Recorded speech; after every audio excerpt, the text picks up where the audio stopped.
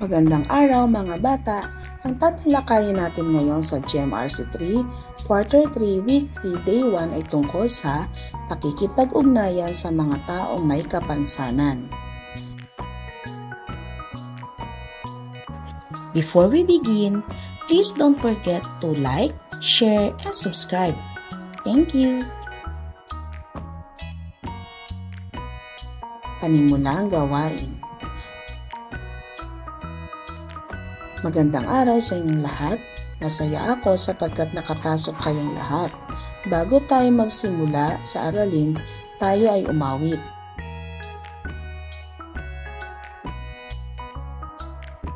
Narito ang isang panalangin upang pasimulan ang araw.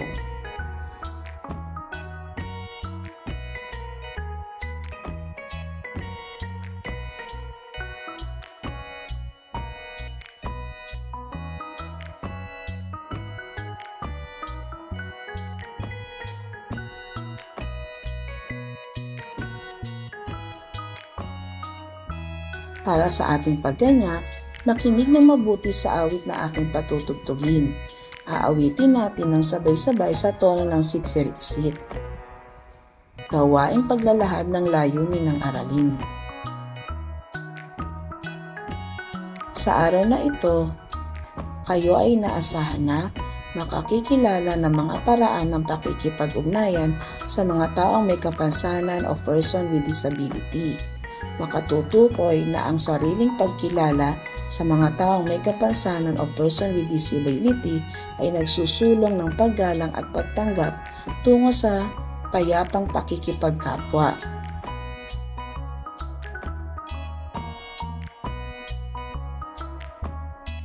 Gawaing pag-unawa sa mga susing salita. Kapansanan. Tumutukoy sa kondisyon ng isang tao na maaaring pisikal, mental o may kinalaman sa kanyang pandama o pandinig na nakakahadlang sa pagsasagawa ng isang kilos o gawain.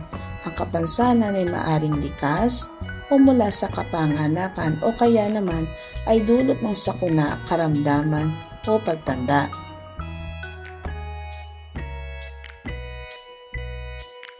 Pagbasa sa mahalagang pag-unawa o susing idea. Ang mga batang may paggalang.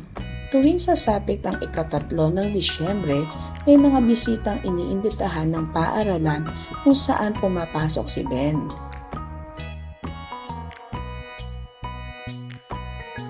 Ito ay nakaugalian na ng paaralan para ipagdiwang ang International Day of Person with Disabilities, alinsunod sa deklarasyon ng United Nations. Lahat ng mag-aaral ng ika-3 at ika-6 na baitang ang siyang magkaparehas para sa paghahanda para sa mga bisitang darating.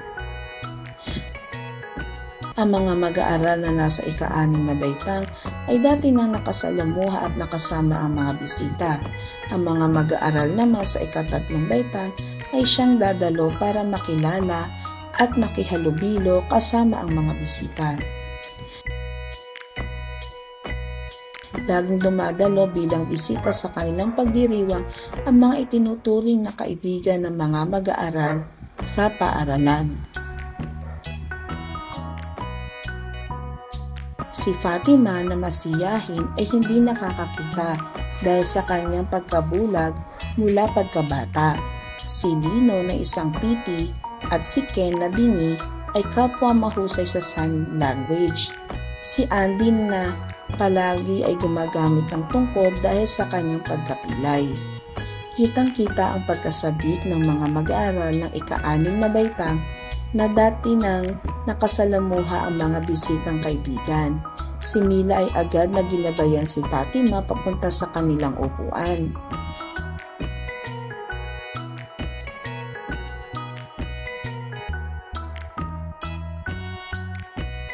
Si Salvo naman ay dagling tinabihan si Lino at Ken dahil siya ay marunong din gumamit ng sign language. Sanay si Salvo dahil natutunan din niya ito bilang pamamaraan ng pakikipag-usap sa kanyang kapatid na tulad din ni Lino at Ken na hindi nakapagsasalita. Ang pag-akin naman kay Andy ay masigasig na ginawa ni Amanda. Ang pagtulong ng mga mag-aral na nasa ika-6 na baitang ay malugod na tinanggap ng kanilang mga bisitang kaibigan, kaya't galak at sigla ang naidulot nito sa kanila.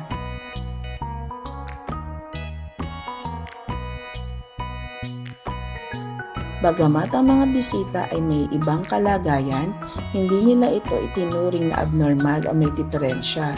Ang kanilang pagkakaiba ay sila yung mga espesyal na pangangailangan. Handa na ang lahat para sa munting palatuntunan. Ang mga mag-aaral na ika-3 baitang ay nariyan na rin para sa kanilang pakikilahok. Pagpapaunlad ng kaalaman at kasanayan sa mahalagang pag-unawa o susing idea.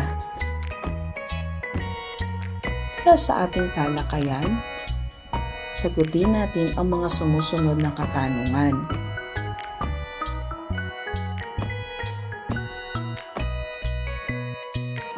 Tungkol saan ang maikling sanaysay?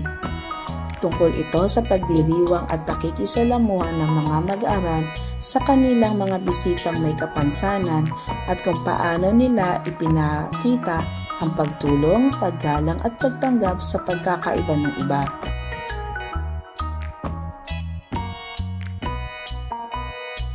Number 2. Ano-ano ang kapansanang nabanggit sa kwento?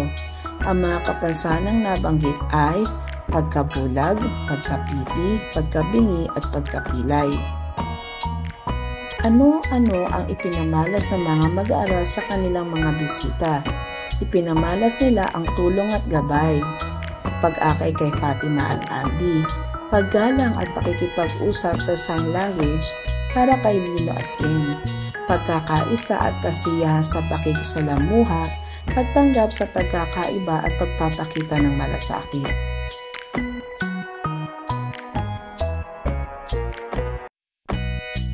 Ang maikling sanaysay o kwento ay naglalahad ng ilang uri ng kapansanan.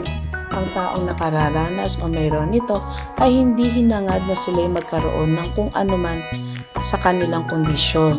Kung may pagkakataon na naisin nilang gumaling mula sa kanilang kalagayan, bagamat mapapansin ninyong may iba silang kalagayan, hindi dapat itong maging dahilan para sila'y ibukod at maging tampulan ng mga tukso. Ang mga taong may kapansanan ay number 1, ating kapwa-tao. Number 2, dahil sila ay ating kapwa-tao, lahat tayo ay pantay-pantay. Number 3, ang ating pagkapantay-pantay ay pagpapakita na tayong lahat ay may parehas na karapatan.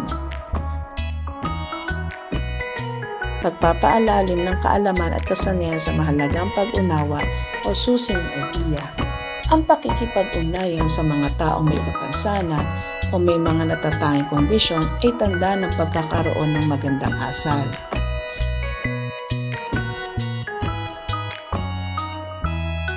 Gawain 2. Panuto. Kasagutang papel, lagyan ng check kung ang nakasulat ay may kinalaman sa mabuting pakikipag-ugnayan sa mga taong may kapansanan. Lagyan naman ng X kung ito ay hindi nagpapakita ng mabuting pakikipag-ugnayan.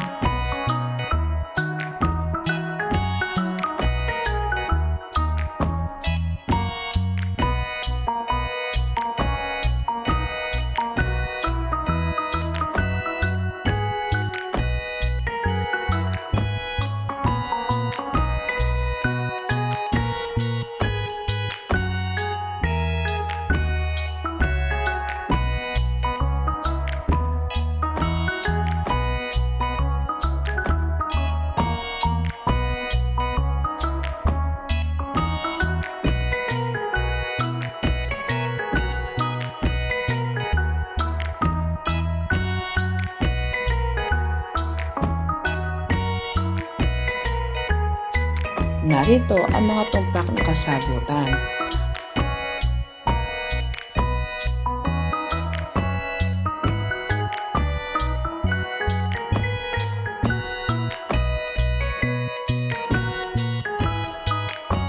paglalapat at paglalahad. Ngayon na nakilala at natukoy na natin kung paano na ipapakita ang pakikipag-ugnayan sa mga taong may kapansanan o may natatanging kondisyon, atin namang susubukin ang ating ilang mga tutunan. Sa ating pakikipag-ugnayan sa mga taong may kapansanan o natatanging kondisyon, may mga kasanayan o kilos na nagpapanday sa ating paggalang. Narito ang ilan lamang sa mga susing kaalaman. Ang pagiging magalang at magiliw ay nagpapakita ng pakikitungong hindi nakakasakit sa kapwa. Ang pagpapakita ng suporta ay nakatutulong para palakasin ang loob ng inyong mga kaibigan sa panahon ng pagsubok. Pagtataya ng natutunan. Panuto. Sasagot ang papel, lagyan ng masayang mukha ang bilang kung ang kilos ay nagpapakita ng pagkilala, pagtanggap at paggalang sa taong may kapansanan. Malungkot na mukha naman kung hindi.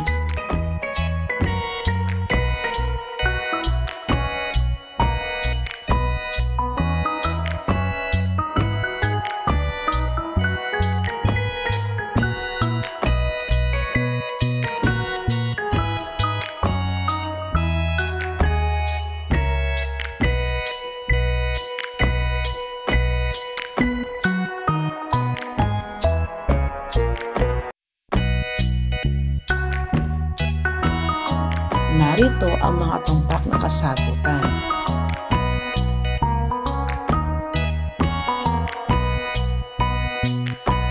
Para sa ating remediation, gumawa ng isang slogan tungkol sa pakikipag-ugnayan sa mga taong may kapansanan o PWDs.